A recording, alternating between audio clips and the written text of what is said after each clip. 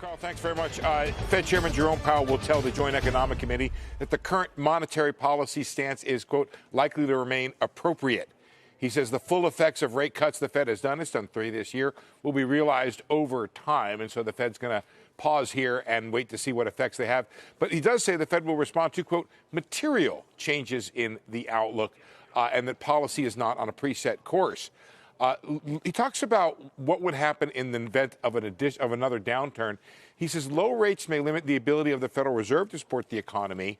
He says fiscal support may be needed in a downturn scenario. And then here, he makes one of his most impassioned pleas that I can remember for Congress to get its fiscal act together, to saying the federal budget is on an unsustainable path and that we may have to rely on fiscal policy in the event of a downturn. And so there should be some fiscal space there for Congress to do so. Overall, on the outlook, he says the economic outlook remains favorable.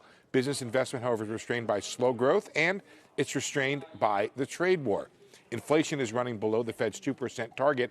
And he talks about downside risks to the outlook, which include global economic weakness along with the trade war and muted inflation.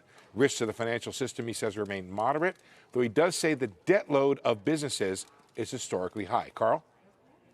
All right, Steve, in your mind, what's the biggest change here? Is it the fiscal stuff? I think the fiscal stuff is interesting. He really, there's two things going on. The Fed is involved in this Fed Listens thing where it's rethinking its framework, and part of that rethinking of the framework is, well, what do we do in the event of a downturn with rates currently so low?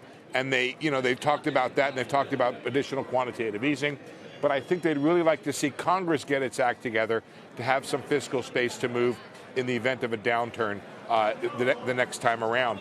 I will tell you, and I'm going to check this while I'm talking, we went into this speech with a 2.3% probability of a rate hike in December. And you had to go all the way out to July, Carl, to find a greater than 50% probability of another rate cut. And so I don't see that changed here. And what's happened, I think, is we've settled into the Fed being a kind of non-factor here. The Fed is on the sidelines unless there's a material change in the outlook. And then you can go crunch your numbers on earnings and crunch your numbers on politics because the Fed's going to remain on hold here. And the market has baked that in.